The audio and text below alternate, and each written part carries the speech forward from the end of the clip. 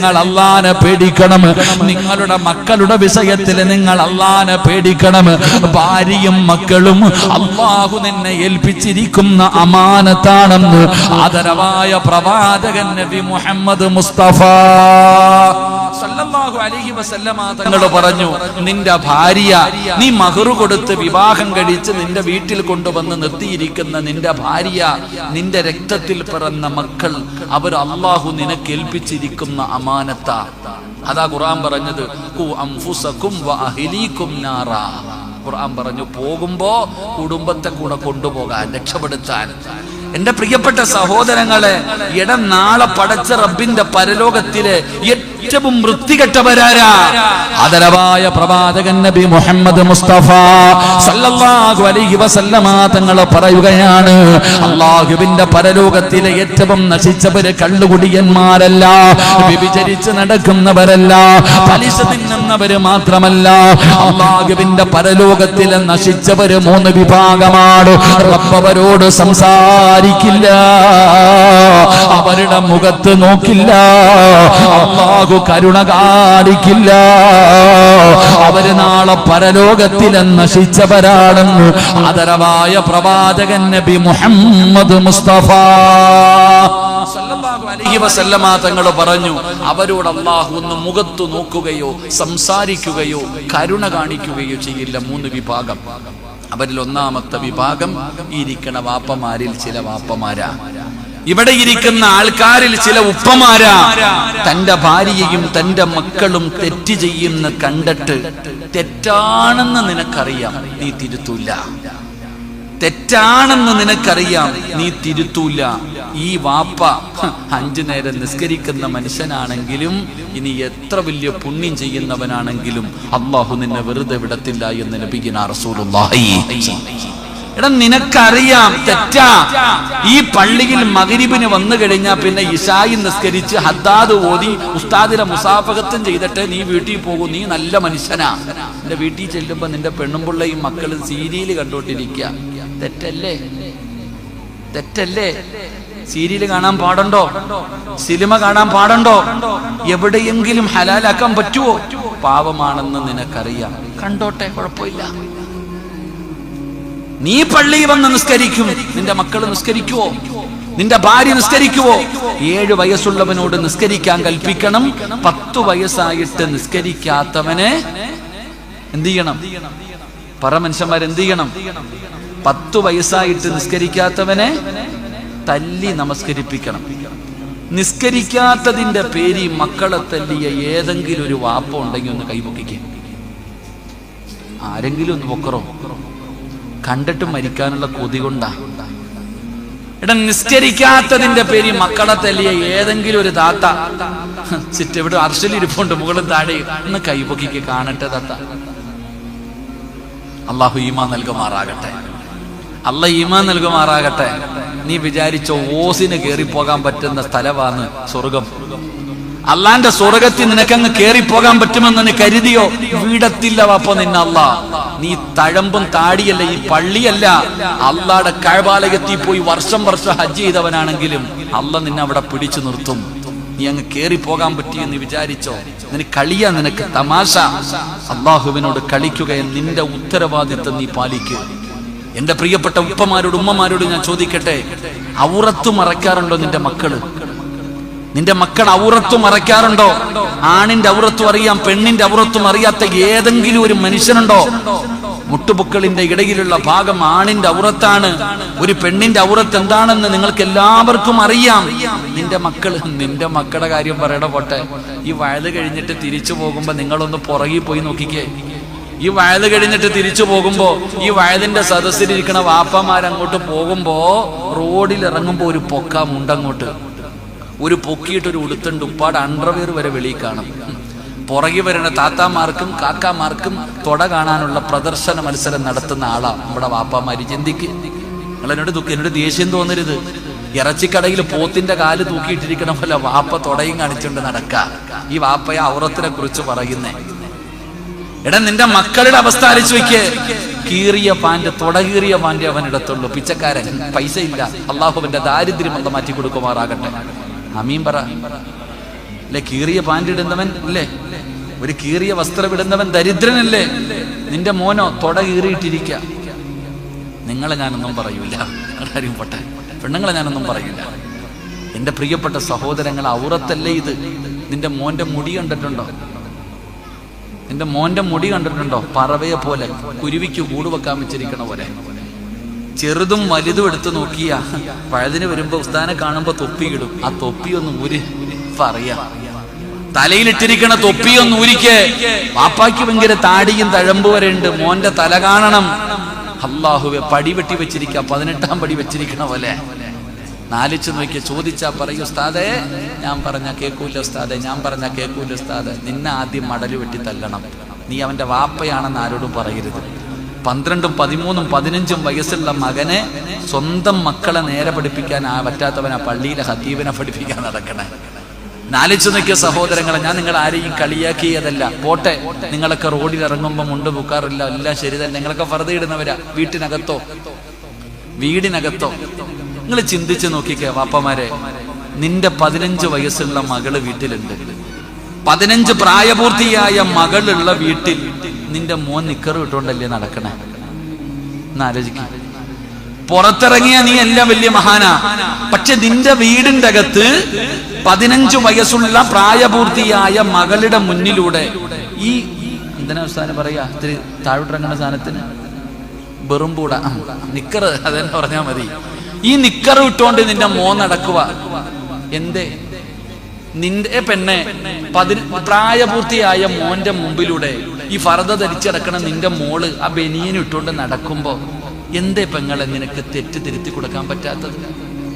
അപ്പൊ നിങ്ങൾ ചോദിക്കും, ഉസ്താദെ ആങ്ങളെയും പെങ്ങളും അല്ലേ? സഹോദരനെ കാണാൻ പറ്റുമോ? ഇവിടെ സഹോദരനെ കാണാൻ പറ്റുമോ? സഹോദരിക്ക് കാണാൻ പറ്റുമോ? എടാ ഉമ്മാടെ ഔറത്ത് മക്ക കാണാൻ പറ്റുമോ? അക്കൊക്കെ പോട്ടെ, സഹോദരനും സഹോദരി നാട്ടുകാരും പോട്ടെ. നിന്നെ 9.5 മാസക്കാലം ഗർഭം ചുമന്ന് മരണവേദനയുടെ വേദനയിൽ നിന്ന് പ്രസവിച്ച ഉമ്മാടെ ഔറത്ത് കാണാൻ പറ്റുമോ? നിന്റെ വാപ്പാടെ ഔറത്ത് നിന്റെ ഉപ്പയല്ലേ? നിനക്ക് ജന്മം നൽകിയ നിന്റെ പിതാവല്ലേ? ആ പിതാവിന്റെ ഔറത്ത് നിനക്ക് കാണാൻ പൊടി. ഈ അള്ളാന്റെ ദീൻ നോക്ക്. കളിയായി പോയോ നിങ്ങൾക്കൊക്കെ? അള്ളാന്റെ ദീൻ നിനക്കൊക്കെ നിസാരമായി പോയോ?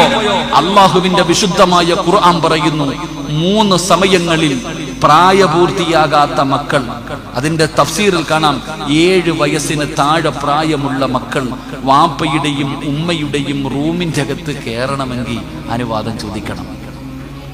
ഉമ്മയും വാപ്പയും കിടക്കുന്ന റൂമിന്റെ അകത്ത് 7 വയസ്സിന് താഴെ പ്രായമുള്ള പ്രായപൂർത്തിയാകാത്ത മക്കൾ, ആ പ്രായപൂർത്തിയാകാത്ത മക്കള് മാതാപിതാക്കളുടെ റൂമിന്റെ അകത്ത് കയറണമെങ്കിൽ വാതിലി തട്ടിയിട്ട് ചോദിക്കണം, ഉമ്മച്ചി ഞാൻ കേറി വരട്ടെ?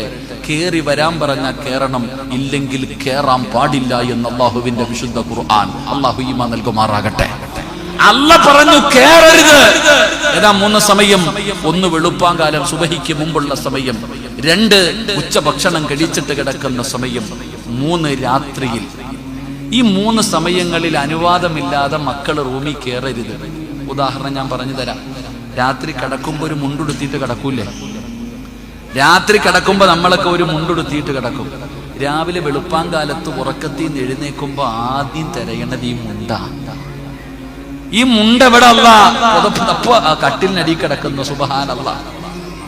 നിന്റെ 7 വയസ്സുള്ള മകള് വെളുപ്പാങ്കാലത്ത് ഒരു 5 മണിക്ക് നിന്റെ റൂമിനകത്തെങ്ങാണോ ഓടി കയറി വന്ന കോവളമല്ല, ഗോവ ബീച്ച് ഓർമ്മ വരും. സായിപ്പ് കിടക്കണവരടക്ക വാപ്പ. നിങ്ങളുടെ കാര്യം ഞാൻ പറയണില്ല. നിങ്ങൾ ചിന്തിക്കേണ്ടത്, ഉമ്മയുടെ ഔറത്താണെങ്കിലും വാപ്പയുടെ ഔറത്താണെങ്കിലും മക്കള് കാണണ്ട.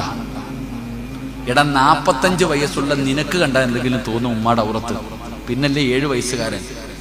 അപ്പൊ സ്വന്തം ഉമ്മയുടേതാണെങ്കിലും വാപ്പയുടേതാണെങ്കിലും മക്കള് കാണണ്ട. ഇത് അള്ള പറഞ്ഞതാ. അപ്പൊ പിന്നെ കൂടപ്പുറപ്പിനെ കാണാവോ? അതുകൊണ്ട് ചിന്തിക്ക്. അള്ളാഹു നമുക്ക് ഈമാൻ നൽകുമാറാകട്ടെ. ഇങ്ങനെ വെറുതെ നടന്നാ പോരാ.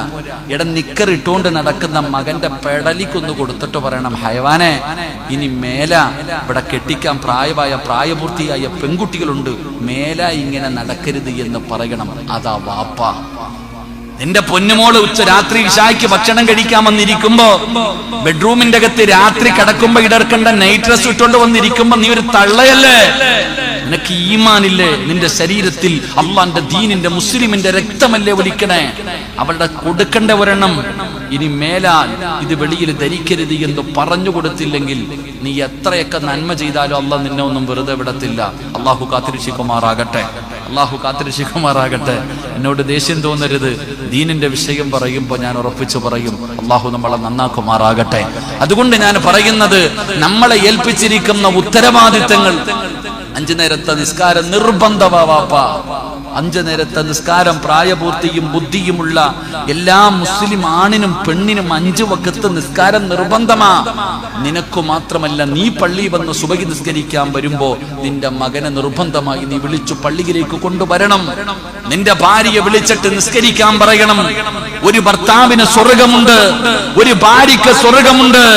ആദരവായ പ്രവാചകൻ നബി മുഹമ്മദ് മുസ്തഫ സല്ലല്ലാഹു അലൈഹി വസല്ലമ തങ്ങൾ പറയുകയാ, അല്ലാഹുവിന്റെ പ്രവാചകൻ അവിടെന്ന് പറയുകയാണ്, ഒരു പെണ്ണിന് സ്വർഗമുണ്ട്, ഒരു ഭർത്താവിന് സ്വർഗമുണ്ട്. ഏതു ഭാര്യയ്ക്കും ഭർത്താവിനും എന്നറിയുമോ? നാളെ സുബഹിക്ക് നീ എഴുന്നേൽക്കുകയാണ്, സ്വലാത്തു ഖൈറും മിനൻ നൗം. ഈ പള്ളിയിൽ നിന്ന് സുബഹി ബാങ്ക് വിളിച്ചു, നീ എഴുന്നേറ്റു. അല്ലാഹുവേ, ഭർത്താവിനെ വിളിച്ചു, ഇക്ക എഴുന്നേക്കുന്നില്ല. നീ പോയിട്ട് ഒതുവെടുത്തിട്ട് തിരിച്ചു വന്നു. അപ്പോഴും നിന്റെ പ്രിയപ്പെട്ട ഭർത്താവ് കിടക്കുകയാ. ആ ഒതുവെടുത്ത വെള്ളമുണ്ടല്ലോ, കയ്യിൽ പറ്റിയിരിക്കുന്ന വെള്ളത്തുള്ളികളുണ്ടല്ലോ, നിന്റെ പ്രിയപ്പെട്ട ഭർത്താവിന്റെ മുഖത്തിങ്ങനെ കുടഞ്ഞിട്ട്, ഇച്ചാ എഴുന്നേറ്റ് നിസ്കരിക്കിച്ചാ എന്ന് വിളിച്ചുണർത്തുന്ന പെണ്ണേ, നിസ്കരിക്കാതെ കിടക്കുന്ന പ്രിയപ്പെട്ട ഭാര്യയെ, നിസ്കരിക്കാൻ വിളിച്ചുണർത്തുന്ന ഭർത്താവേ, നിനക്ക് സ്വർഗമുണ്ടെന്ന് നബി മുഹമ്മദ് മുസ്തഫ സല്ലല്ലാഹു അലൈഹി വസല്ലമ തങ്ങൾ പറയുന്നു. നിസ്കരിക്കാൻ ആ വെള്ളം കൊണ്ടുവന്ന് മുഖത്ത് കുടയണം, എന്നിട്ട് വിളിച്ചുണർത്തണം. അല്ലാഹു ഈമാൻ നൽകുമാറാകട്ടെ. പെണ്ണുങ്ങൾ പറയുക, എന്റെ പൊന്നു സിറാജ് ഉസ്താദേ, അങ്ങനെ ഞാൻ ഇത്തിരി വെള്ളം കൊണ്ടൊഴിച്ചാ അന്ന് എനിക്ക് കബറ് വെട്ടേണ്ടി വരും. കാരണം അതവസ്ഥ. പിന്നെങ്ങനെ ഞാൻ പേച്ചിക്ക് മരപ്പട്ടി കൂട്ട് ആരെങ്കിലും എഴുന്നേറ്റാലല്ലേ വെള്ളം ഒഴിക്കാൻ പറ്റും. ഭാര്യയോ ഭർത്താവോ സുബഹിക്ക് ബാങ്ക് വിളിക്കണത് കേട്ടാൽ, എടാ സുബഹിക്ക് ബാങ്ക് വിളിക്കുന്നത് പള്ളി വരുന്നവൻ പോലും കേൾക്കണില്ല. കേൾക്കുന്നുണ്ടോ? സുബഹി നിസ്കരിക്കാൻ പള്ളിയിൽ ജമാഅത്തായി നിസ്കരിക്കാൻ വരുന്നവൻ പോലും ബാങ്ക് വിളി കേൾക്കാറില്ല. 5:15 അലാറം വെച്ചിട്ട് കിടക്കുക, ബാങ്ക് വിളിച്ച് ഇഖാമത്ത് കൊടുക്കുന്നതിന് മുമ്പ് ചാടി എഴുന്നേറ്റ് വരിക. അള്ളാഹു നമുക്ക് ഈമാൻ നൽകുമാറാകട്ടെ.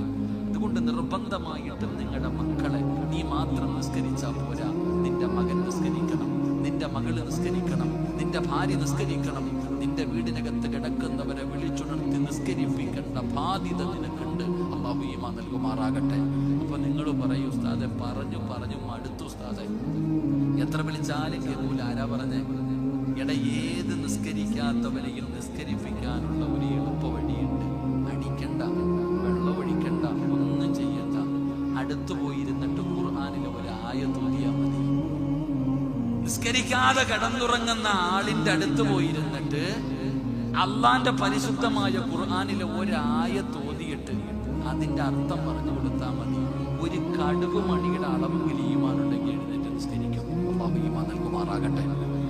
ഈമാൻ നൽകുമാറാകട്ടെ. നിന്റെ ഭർത്താവ് നിസ്കരിക്കത്തില്ലെങ്കിൽ, നിന്റെ മക്കളെ നിസ്കരിക്കത്തില്ലെങ്കിൽ, അവരുടെ അടുക്കൽ പോയിരുന്നിട്ട് ഞാൻ പറയണ ഒരു ആയത്ത് ഓതി കൊടുക്കും. അറബി അറിയത്തില്ല, അർത്ഥം പറഞ്ഞു കൊടുത്താൽ മതി. ഖുർആനിലെ ഒരൊറ്റ ആയത്തിന്റെ അർത്ഥം നിങ്ങൾക്ക് പറഞ്ഞു കൊടുത്താൽ മതി. ഈമാൻ ഉണ്ടെങ്കിൽ എഴുന്നേറ്റ് നിസ്കരിക്കും. അല്ലാഹു ഈമാൻ നൽകുമാറാകട്ടെ. ഈമാൻ നൽകുമാറാകട്ടെ. പറഞ്ഞു തരട്ടെ? വേണോ വേണ്ട വിഷയമല്ല. നിങ്ങൾ പറഞ്ഞാൽ ഞാൻ പറയില്ലെങ്കിൽ ബാക്കി പറയും. വേണോ വേണ്ടേ? കൈവക്കറോ പോട്ടെ. വേണ്ട ഉസ്താദേ, പാപ്പ നാളെ വന്നിരുന്നിട്ട് പേടിക്കണ്ട, മരണത്തിന്റെ ആയത്തൊന്നുമല്ല, എന്നെ പള്ളിക്കുഴി കൊണ്ടുപോകുന്ന ആയത്തൊന്നുമല്ല. എന്റെ പ്രിയപ്പെട്ട സഹോദരങ്ങളെ, മഹാനായ സയ്യിദുനാ ഉമർ ഇബ്നുൽ ഖത്താബ് റളിയല്ലാഹു അൻഹു, ഉമർ തങ്ങൾ ചില ദിവസം തന്റെ മകനെ വിളിക്കുമ്പോൾ ഉറങ്ങും. മക്കളല്ലേ, ഉറങ്ങുപ്പ. ചില ദിവസം സുബഹിക്ക് പള്ളിയിൽ പോകാൻ നേരത്ത് വിളിക്കുമ്പോ ഉപ്പ ഉറക്കം വരണം, ഉപ്പ വയ്യപ്പ, അങ്ങനെ ഉമർ തങ്ങൾ അല്ലാഹുവിന്റെ പരിശുദ്ധമായ ഖുർആനിലെ ഏതായത്തെന്നറിയുമോ? സൂറത്തു ത്വാഹ. സൂറത്തു ത്വാഹ എന്ന് പറയുന്ന അധ്യായമുണ്ട്. അതിനകത്തുള്ള ഒരായത്താണ്. അവസാനത്തെ പേജ് എടുത്ത് നോക്ക്. 132ാമത്തെ ആയത്താണെന്ന് തോന്നുന്നു. വഅ്മുറു അഹ്ലക ബിസ്സലാത്തി വസ്തബിർ അലൈഹാ ലാ നസ്അലുക റിസ്ഖാ നഹ്നു നർസുകുക വൽ ആഖിബത്തു ലിത്തഖ്വാ. അല്ലാഹുവിന്റെ വിശുദ്ധമായ ഖുർആൻ എവിടെന്ന് പറയുകയാ, എന്റെ പ്രിയപ്പെട്ടവരെ, ഉറങ്ങിക്കിടക്കുന്ന മക്കളുണ്ടല്ലോ, നിസ്കരിക്കാൻ മടി കാണിക്കുന്ന ഭർത്താവുണ്ടല്ലോ, ആ മനുഷ്യന്റെ ചാരത്ത് ചെന്നിരുന്നിട്ട് പറയണം, വഅ്മുർ അഹ്ലക ബിസ്സലാത്തി വസ്തബിർ അലൈഹാ ലാ നസ്അലുക റിസ്ഖാ നഹ്നു നർസുകുക. അല്ലാഹ് പറയുകയാ, ഉറങ്ങിക്കിടക്കുന്ന മക്കളുടെ ചാരത്ത് ചെന്നിട്ട് ഉമർ തങ്ങൾ പറഞ്ഞു കൊടുക്കും, മോനെ എഴുന്നേറ്റ് നിസ്കരിക്കടാ, എഴുന്നേറ്റ് നിസ്കരിക്ക്. എഴുന്നേറ്റ് നിസ്കരിച്ചാൽ മരിക്കുന്ന കാലം വരെ കഴിക്കാനുള്ള ഭക്ഷണം അല്ലാഹു തരും. അല്ലാഹു ഈമാൻ നൽകുമാറാകട്ടെ. ഉമർ തങ്ങൾ എന്താ പറയണേ? മോനെ, 5 നേരം എഴുന്നേറ്റ് നിസ്കരിച്ചാൽ ഒരുത്തന്റെ മുന്നിലും തെണ്ടണ്ട, യാചിക്കാൻ പോകണ്ട, കഞ്ചാവ് കച്ചവടം നടത്തണ്ട, ലോട്ടറി എടുക്കണ്ട, എളുപ്പത്തിൽ പണം ഉണ്ടാക്കാനുള്ള വഴി നോക്കണ്ട, മരിക്കുന്ന കാലം വരെ തെണ്ടാതെ ഹലാലായ ഭക്ഷണം കഴിക്കണോ, അല്ലാഹു തരും. നിസ്കരിച്ചാൽ മതി. അല്ലാഹു ഈമാൻ നൽകുമാറാകട്ടെ. നീ എന്തു പറയും? പഠിക്കണം. പൈസ ഉണ്ടെങ്കിലേ ജീവിക്കാൻ പറ്റൂ. 55 വയസ്സുകാരനോടല്ല, 7ാം ക്ലാസ്സിലും 10ാം ക്ലാസ്സിലും പഠിക്കുന്നവരോട് ഉമ്മ പറഞ്ഞു കൊടുക്കുകയാ, ഫുൾ A+ വാങ്ങിച്ച് ഏറ്റവും വലിയ മാർക്ക് വാങ്ങിച്ച് ജയിക്കണം, നല്ല ജോലിയിൽ കയറണം, നല്ല ശമ്പളം കിട്ടണം, നല്ല ശമ്പളം കിട്ടിയാലേ നല്ല ജീവിതം കിട്ടൂ. എടാ, ഈ ദുനിയാവിൽ ജീവിക്കണമെങ്കിൽ പൈസ വേണം. പൈസ ഉണ്ടെങ്കിലേ ജീവിക്കാൻ പറ്റൂ. ഇപ്പൊ മയക്കുമരുന്ന് കച്ചവടമല്ലേ മോന്, കഞ്ചാവ് കച്ചവടമല്ലേ മോന്. എങ്ങനെ നിന്റെ മോനെ നശിപ്പിച്ചത് നിന്റെ ആർത്തിയാപങ്ങളെ നീയാ പഠിപ്പിച്ചത്. പണം ഉണ്ടെങ്കിലേ ജീവിക്കാൻ പറ്റൂ എന്ന് ആ ചെറിയ കുഞ്ഞിന്റെ ഹൃദയത്തിൽ ആ വിഷം വെത്തി കുത്തിവെച്ചു കൊടുത്തത് നീയാ. നിന്റെ മക്കളെ പഴപ്പിച്ചത്. അല്ലാഹു കാക്കുമാറാകട്ടെ. മക്കളോട് പറഞ്ഞു കൊടുക്ക. കഞ്ചാവ് ഒരു ചെറുപ്പം ആള് വന്നിട്ട് പറഞ്ഞു, ഉസ്താദേ മയക്കുമരുന്നിനെ കുറിച്ച് പറയണേ. എന്തിനാ ഞാൻ തല്ലുകൊള്ളാൻ വെറുതെ? കഞ്ചാവ് കച്ചവടം, മയക്കുമരുന്ന് കച്ചവടം, കൂടിയ ഐറ്റവ കച്ചവടം ചെയ്യുന്ന മോൻ എളുപ്പ പൈസ ഉണ്ടാക്കാം. എളുപ്പ പൈസ ഉണ്ടാക്കാനുള്ള വഴി ആരാ പറഞ്ഞു കൊടുത്തത്? നിന്റെ പെണ്ണുമ്പുള്ള. എന്നാ ഉമർ തങ്ങൾ മക്കളോട് പറഞ്ഞു കൊടുത്തു, മക്കളെ 5 നേരം നിസ്കരിക്ക്. അല്ലാഹ് പറഞ്ഞെന്നറിയില്ല, നീയല്ല ഉണ്ടാക്കണേ, നീയല്ല റിസ്ക് ഉണ്ടാക്കുന്നത്, ഞാൻ തരും മരിക്കുന്ന കാലം വരെ ഭക്ഷണം. അല്ലാഹു ഈമാൻ നൽകുമാറാകട്ടെ. ഇത് പറഞ്ഞ ഉടനെ മക്കൾ ചാടി എഴുന്നേക്കൂല. ഇത് പറഞ്ഞ ഉടനെ ചാടി എഴുന്നേക്കൂല. രണ്ടാമത് പറഞ്ഞു കൊടുക്കണം, വൽ ആഖിബത്തു ലിത്തഖ്വ. നല്ല മരണം വേണം. കണ്ണ് തള്ളി പതയും നൊരയും ഒലിപ്പിച്ച് മുഖമൊക്കെ കറുത്ത് മലമൂത്ര വിസർജനം നടത്തി കാഫിറിനെ പോലെ ചാകണോ, അതോ പുഞ്ചിരിക്കുന്ന മുഖത്തോടെ ചുണ്ടിൽ പുഞ്ചിരിയുമായി പ്രകാശിക്കുന്ന മുഖവുമായി നെറ്റിത്തടം വിയർത്ത് മൂക്കിന്റെ ദ്വാരം വികസിച്ച് വെള്ളിയാഴ്ച ജുമഅയ്ക്ക് വരുന്നവര് മുഴുവനും മയ്യത്ത് നിസ്കരിക്കുന്ന ഒരു നല്ല മരണം നിനക്ക് വേണം. എഴുന്നേറ്റ് നിസ്കരിക്കുക. ഉമർ തങ്ങൾ പറഞ്ഞു കൊടുത്തു, മോനെ ഈമാനുള്ള ഒരു മരണം നിനക്ക് വേണോടാ. നിന്റെ മയ്യത്ത് കാണാൻ വരുന്നവര് മുഴുവനും മരിച്ചാൽ ഇവൻ മരിച്ചതുപോലെ മരിക്കണമെന്ന് പറയുന്ന ഒരു മരണം നിനക്ക് വേണം. നിസ്കരിക്കുക. ഇത് പറഞ്ഞു നോക്ക്, ഏതുറക്കവും മാറും. ഏത് നിസ്കരിക്കാത്തവനും എഴുന്നേറ്റ് നിസ്കരിക്കും. കാരണം മരണത്തിന് അവന് പേടിയാ. അല്ലാഹു ഈമാൻ നൽകുമാറാകട്ടെ. ഇത് പറഞ്ഞു നോക്ക്. ഇത് പറഞ്ഞിട്ട് എഴുന്നേക്കുന്നില്ലെങ്കിൽ പിന്നെ അവന്റെ തലയിൽ അഊദു ബില്ലാഹി മിനശ് ശൈത്താനിർ റജീം ഊതിയേനെ. അല്ലാഹു ഈമാൻ നൽകുമാറാകട്ടെ. ഇത് പറഞ്ഞിട്ട് നന്നാകാത്തവനെ പിന്നെ എന്ത് പറയാനാ? അതുകൊണ്ട് ഞാൻ പറഞ്ഞു വന്നത്, അള്ളാഹുവിന്റെ പരലോകത്ത് നാണം കെട്ടുവരുന്ന രണ്ടാമത്തെ വിഭാഗം ഏറ്റെടുത്തിരിക്കുന്ന ഉത്തരവാദിത്തങ്ങളിൽ വീഴ്ച വരുത്തുന്നവരാ. അള്ളാഹു നമ്മളെ കാത്തിരക്ഷിക്കുമാറാകട്ടെ. അള്ളാഹു നമ്മളെ കാത്തിരക്ഷിക്കുമാറാകട്ടെ. 3 മഹാനായ നബി മുഹമ്മദ് മുസ്തഫ, മഹാനായ നബി മുഹമ്മദ് മുസ്തഫ സല്ലല്ലാഹു അലൈഹി വസല്ലമ തങ്ങൾ പറയുന്ന 3ാമത്തെ വിഭാഗമാരാ റസൂലുള്ളാഹി തങ്ങൾ പറയുകയാണ്, അൻ മുഹമ്മദ് ഇബ്നു സയ്യിദ് റളിയല്ലാഹു തആല അൻഹു. അല്ലാഹുവിന്റെ പ്രവാചകൻ സല്ലല്ലാഹു അലൈഹി വസല്ലമ തങ്ങൾ പറയുകയാ, നാളെ പരലോകത്തെ കടന്നു വരുന്ന 3ാമത്തെ വൃത്തികെട്ടവരാരെന്നറിയോ?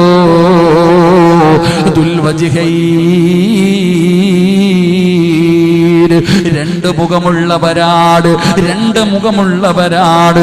അള്ളാഹുവിന്റെ പ്രവാചകം പറയുന്ന ഒരു വിഭാഗം ആളുകളുടെ കൂടെ കൂടുമ്പോൾ, ഒരു വിഭാഗം ആൾക്കാരുടെ കൂടെ കൂടുമ്പോൾ, പടച്ചവനെ ഞാൻ നിങ്ങളുടെ ആളാണ്, ഞാൻ നിങ്ങളുടെ ആളാണ്.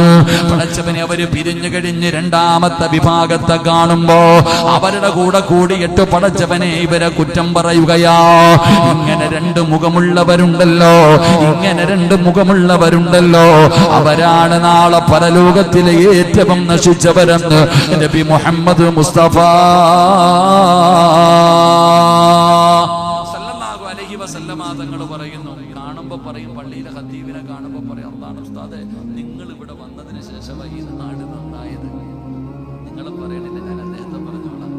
ഉസ്താദേ നിങ്ങൾ വന്നതിന് ശേഷമാണ് ഈ നാട് നന്നായത്. നിങ്ങളെ പോലെ ഒരു ഇമാമില്ല റബ്ബേ. നിങ്ങളെ കാണുമ്പോൾ തന്നെ മുഖത്ത് ഈമാനിന്റെ പ്രകാശമ, നിങ്ങളെ കാണുമ്പോൾ തന്നെ ഖബർ ഓർമ്മ വരും. അങ്ങനെ ഉസ്താദിനെ അങ്ങോട്ട് മുക്കും. ഉസ്താദെല്ലാം കേട്ടിട്ട് അങ്ങോട്ട് തിരിയും. അടുത്തവനെ കാണുമ്പോൾ ഇവന്റെ കാര്യം വരില്ല. അങ്ങോട്ട് ഇങ്ങോട്ട് കാണുമ്പോ മുഖത്ത് നോക്കിയിട്ട് നല്ലത് പറയും, അങ്ങോട്ട് മാറിയിട്ട് എതിര് പറയും. പടച്ചവനെ 2 മുഖം കാണിക്കുക. കാണുമ്പോ ചിരിക്കുകയും ചെയ്യും, മാറുമ്പോ ഉള്ളിനകത്ത് വിഷം വെച്ചുകൊണ്ട് നടക്കുക, തമ്മിലടിപ്പിച്ചിട്ട് ചോര കുടിക്കുന്ന ചില വിഭാഗമുണ്ട്. അല്ലാഹു കാത്തിരക്ഷിക്കുമാറാകട്ടെ. ഒരു പരലോകത്ത് വരുന്നത് എങ്ങനാ? അല്ലാഹുവിന്റെ പ്രവാചകൻ സല്ലല്ലാഹു അലൈഹി വസല്ലമ തങ്ങൾ പറയുകയാ, അന്നബി ഹുറൈറ റളിയല്ലാഹു തആല അൻഹു ഖാല നബി സല്ലല്ലാഹു അലൈഹി വസല്ലം തജിബു മിൻ ശർരിൻ നാസി യൗമൽ ഖിയാമ ഇൻദല്ലാഹി ദിൽ വജ്ഹൈൻ. അല്ലാഹുവിന്റെ പ്രവാചകൻ പറയുന്ന ജനങ്ങളിൽ, നാളെ പരലോകത്ത് വരുന്ന ജനങ്ങളിൽ ഏറ്റവും നശിച്ചവനാരെന്നറിയോ? അള്ളാന്റെ മുന്നിലേക്ക് കടന്നു വരുന്നവരിൽ വെച്ച് ഏറ്റവും നീചനായ, ഏറ്റവും വൃത്തികെട്ടവനായ മനുഷ്യനാരെന്നറിയോ? അത് ദുൽ വജ്ഹൈൻ, 2 മുഖമുള്ളവനാണെന്ന് നബി മുഹമ്മദ് മുസ്തഫ സല്ലല്ലാഹു അലൈഹി വസല്ലമ തങ്ങൾ പറയുകയാണ്. എന്നിട്ട് അവര് പരലോകത്ത് വരുന്ന രംഗം എങ്ങനെയെന്നറിയോ? ഏഷണി പറയുന്നവര്, പരദൂഷണം പറയുന്നവര്, പരസ്പരം തമ്മിലടിപ്പിക്കുന്നവര്, പച്ചയിറച്ചി തിന്നുന്നവര്, ഫിത്നയുണ്ടാക്കുന്നവര്. അല്ലാഹുവിന്റെ പ്രവാചകൻ പറയുന്നു, അൻ അമ്മാർ റളിയല്ലാഹു തആല അൻഹു ഖാല റസൂലുള്ളാഹി സ്വല്ലല്ലാഹു അലൈഹി വസല്ലം മൻ കാന ലഹു വജ്ഹാനി ഫിദ്ദുനിയാ കാന ലഹു യൗമൽ ഖിയാമത്തി ലിസാനാനി മിനന്നാർ. പെങ്ങളെ, 4 പേര് കൂടി കഴിയുമ്പോ അല്ലാഹുവിനെ പേടിച്ച് നടക്കുന്ന പെണ്ണുങ്ങളെ, പച്ചയിറച്ചി തിന്നുന്ന സഹോദരിമാര്, 2 മുഖമുള്ളവര്, 2 സ്വഭാവമുള്ളവര് നാളെ പരലോകത്ത് കടന്നു വരുമ്പോ നിന്നെ തിരിച്ചറിയാനുള്ള അടയാളം എന്താ? നിന്നെ തിരിച്ചറിയാനുള്ള അടയാളം എന്താ? അല്ലാഹു നിന്റെ നാക്ക് 2ആയി കീറുകയാണ്. 2 നാക്കുകളാണ്, 2 നാക്കുകളാണ്. അല്ലാഹ് നരകത്തിന്റെ തീയാലുള്ള നാക്കാ. ഉരുകുമടി മോളെ, നിന്റെ മുഖത്തിലെയും നിന്റെ ശരീരത്തിലെയും തുല്യതായ ഇറച്ചിയുണ്ടല്ലോ. ഈ തീയുടെ നാവ് കാരണം പടച്ചവനെ നിന്റെ ഇറച്ചി മുഴുവനും വെന്തുരുകുകയാ, ദുർഗന്ധമടിക്കുകയാ, ജനങ്ങൾ പേടിച്ചോടുകയാ.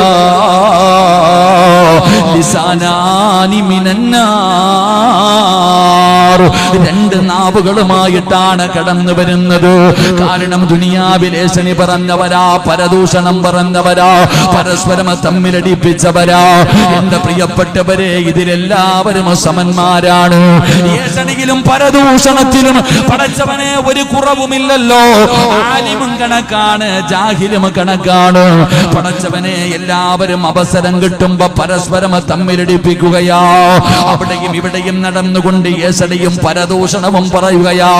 പലരും പറയും, ഉസ്താദേ ഞാൻ പറയാറില്ല, ഞാനൊന്നും പറഞ്ഞില്ലല്ലോ, ഞാൻ കേട്ടതല്ലേ ഉള്ളൂ. എടാ, കേട്ടാലും പറഞ്ഞവനെ പോലെയാടാ. അതുകൊണ്ട് എന്റെ പ്രിയപ്പെട്ടവരോട് പറയുകയാണ്, ആരെയെങ്കിലും കുറിച്ച് നിന്റെ അടുക്കൽ ആരെങ്കിലും വന്ന് എന്തെങ്കിലും പറഞ്ഞ, ചിലപ്പോൾ തടമ്പുണ്ടാകാ, താടിയുണ്ടാകാ, ഖുർആൻ പഠിച്ചവനാകാ, ഉസ്താദാകാ, പ്രസംഗിക്കുന്നവനാകാ, ഹജ്ജ് ചെയ്തവനാകാ, നിസ്കരിക്കുന്നവനാകാ, കള്ളുകുടിയനാകാ, ആരുമാകട്ടെ, നീ വിശ്വസിക്കല്ലേ, നീ വിശ്വസിക്കല്ലേ. യാ അയ്യുഹല്ലദീന ആമനൂ ഇൻ ജാഅകും ഫാസിഖുൻ. അല്ലാഹുവിന്റെ ഖുർആൻ പറയുന്നു, യാ അയ്യുഹല്ലദീന ആമനൂ ഇൻ ജാഅകും ഫാസിഖുൻ. അല്ലാഹുവിന്റെ പരിശുദ്ധമായ ഖുർആൻ എവിടെന്ന് പറയുകയാ, ഏതെങ്കിലും ഒരു വൃത്തികെട്ടവനുണ്ടല്ലോ, ഒരു പാപിയുണ്ടല്ലോ, ഒരു പാപിയുണ്ടല്ലോ, ആരെയെങ്കിലും കുറിച്ച് നിന്റെ അടുക്കൽ വന്ന് പറഞ്ഞാൽ നീ വിശ്വസിക്കല്ലേ. സത്യം എന്താണെന്നറിയാതെ നീ ആരോടും പറയല്ലേ. അതിന്റെ സത്യാവസ്ഥ അറിയാതെ നീ പറയരുത്. വാട്സപ്പിൽ വരുന്നത് മുഴുവനും ഷെയർ ചെയ്യരുത്. അതിന്റെ സത്യാവസ്ഥ എന്താണെന്ന് നീ പഠിക്കണം.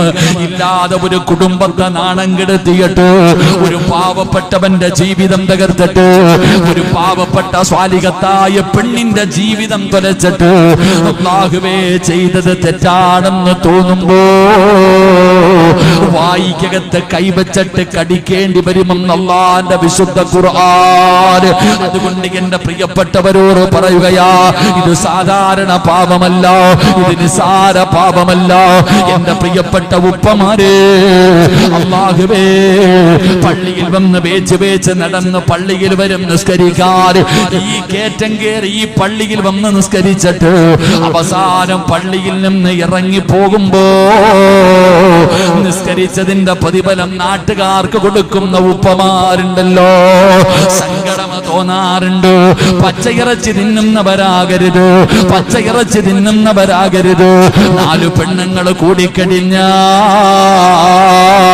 സുബ്ഹാനല്ലാഹ് നിസാരമാണെന്ന് കരുതല്ലേ. 4 പേര് കൂടിക്കഴിഞ്ഞാൽ നിസ്കാരം കഴിഞ്ഞ് അങ്ങോട്ട് ഇറങ്ങി പള്ളിയുടെ പടിയിൽ ഇരുന്നിട്ട് അബൂബക്കർ അങ്ങനെ, അവൻ അങ്ങനെ, ഇവൻ അങ്ങനെ, മറ്റേതാ മറിച്ചേതാ, എന്താ നിസാര പാവ ചെയ്യണേ. നമ്മൾ വിചാരിച്ചിരിക്കണം, നമുക്കൊരു സ്വഭാവമുണ്ട്, എല്ലാം ചെയ്തിട്ട് പറയും ഒന്നുമില്ല. എൻ്റെ നാട്ടിലൊരു ചെറുപ്പക്കാരൻ പോയി പെണ്ണ് കണ്ടു, പെണ്ണിനെയൊക്കെ ഇഷ്ടപ്പെട്ടു. അവൻ തിരിച്ച് വീട്ടിൽ വന്നപ്പോ ഈ പെണ്ണിന്റെ കുടുംബത്തിൽ നിന്ന് ഒരാള് ഈ പയ്യനെ കുറിച്ച് അന്വേഷിക്കാൻ വന്നപ്പോ ആദ്യം കണ്ട കടയിൽ കയറിയിട്ട് ചോദിച്ചു ഈ ചെറുപ്പക്കാരനെ കുറിച്ച്. അപ്പൊ അദ്ദേഹം പറഞ്ഞു, ഞാൻ അവനെ കുറിച്ച് വല്ലതും പറഞ്ഞു തരണം.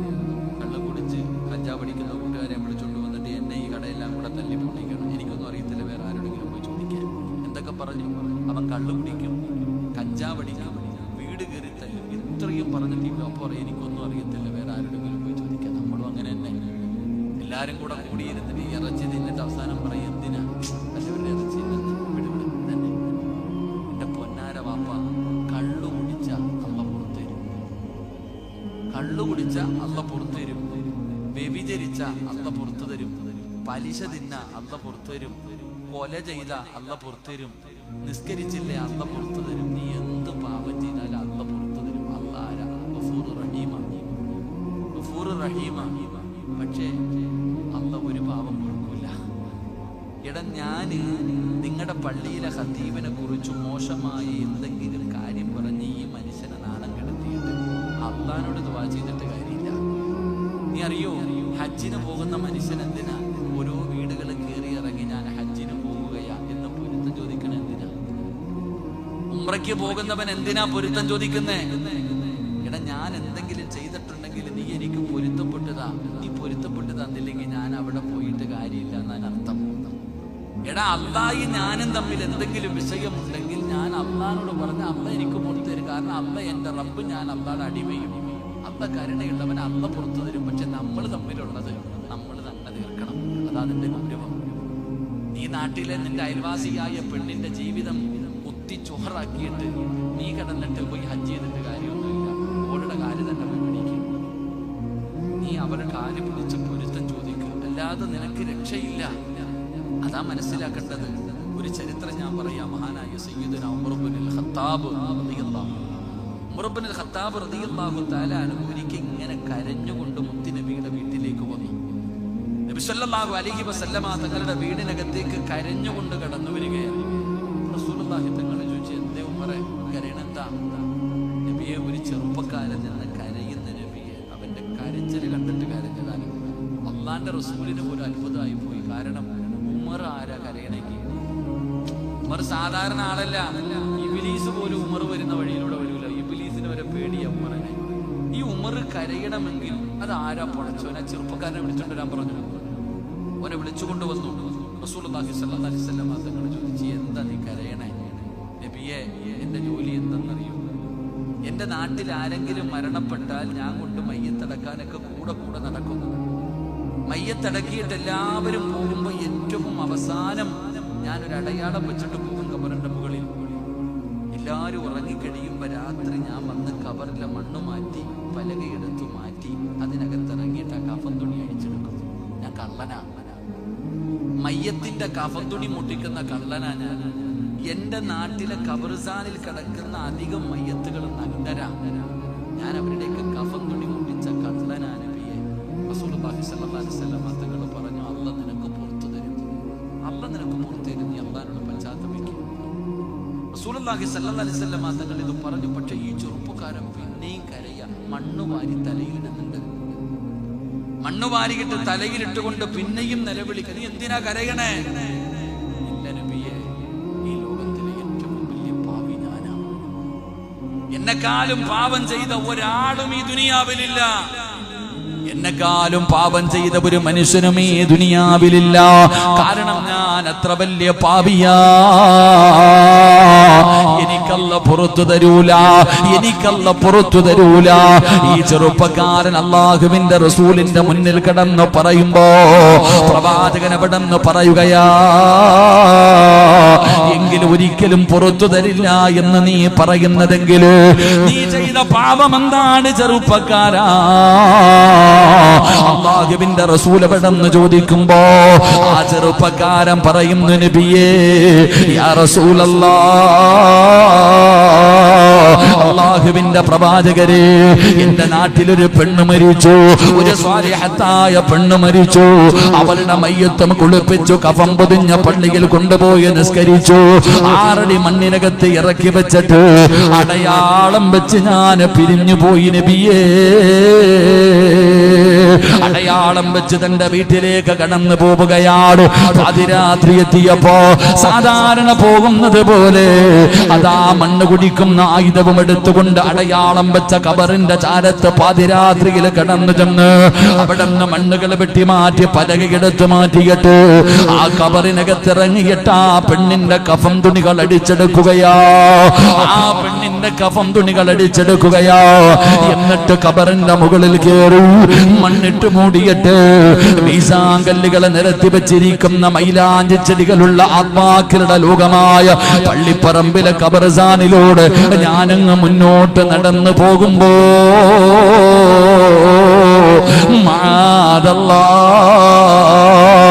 ആ ചെറുപ്പക്കാരൻ പറയുന്നു, യാ റസൂലല്ലാഹ്, ഒരു നൂൽബന്ധം പോലുമില്ലാതെ ഒരൽപ്പം വസ്ത്രം പോലുമില്ലാതെ ഖബറിന്റെ അകത്ത് കിടക്കുന്ന പെണ്ണിനെ എനിക്ക് ഓർമ്മ വന്നു നബിയേ. എനിക്ക് അവളോട് മോഹം തോന്നി നബിയേ.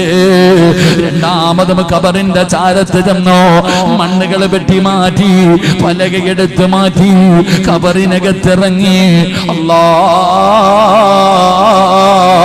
ആ മയ്യത്തിനെ ഞാൻ കേറി പിടിച്ചു നബിയേ. ആ മയ്യത്തിനെ പോലും ഞാൻ വെറുതെ വിട്ടില്ല നബിയേ.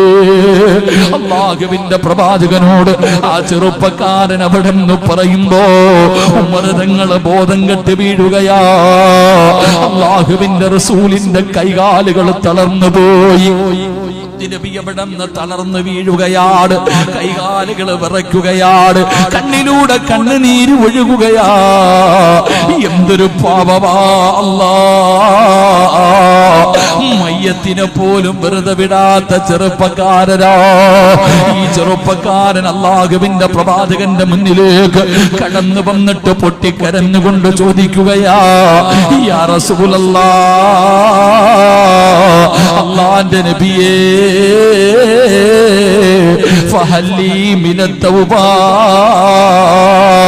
അല്ലാഹു എനിക്ക് പുറത്തു തരുവോ നബിയേ, അല്ല എനിക്ക് പുറത്തു തരുവോ നബിയേ.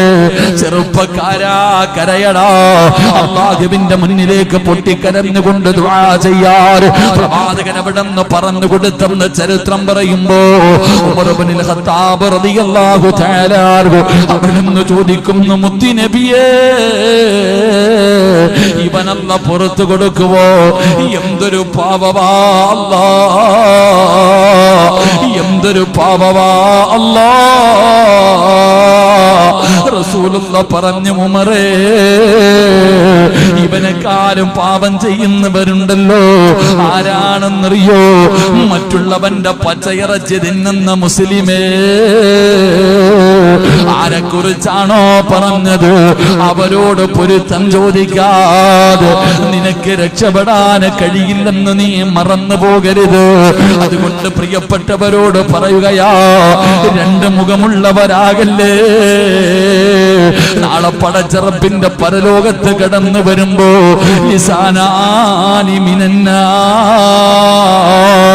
തീയിടനണ്ട് രണ്ട് നാവുകളുമായിട്ട് അല്ലാഹു നാളെ നിന്നെ പരലോകത്ത് കൊണ്ടുവരുമെന്ന് ആദരവായ പ്രവാചകൻ നബി മുഹമ്മദ് മുസ്തഫ സല്ലല്ലാഹു അലൈഹി വസല്ലമ തങ്ങൾ അവിടെ നിന്ന് പറഞ്ഞു തരുമ്പോ അല്ലാഹ് ഒരുപാട് കുറിച്ച് പറഞ്ഞിട്ടുണ്ട് റബ്ബേ. ഒരുപാട് പേരുടെ മനസ്സ് വേദനിപ്പിച്ചിട്ടുണ്ട് റബ്ബേ. നീ പുറത്തു തരണേ അല്ലാഹ്,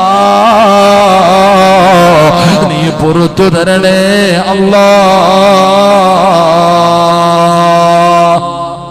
മൂന്നാമത്തെ വിഭാഗം രണ്ട് മുഖമുള്ളവരാണെന്ന് നബി മുഹമ്മദ് മുസ്തഫ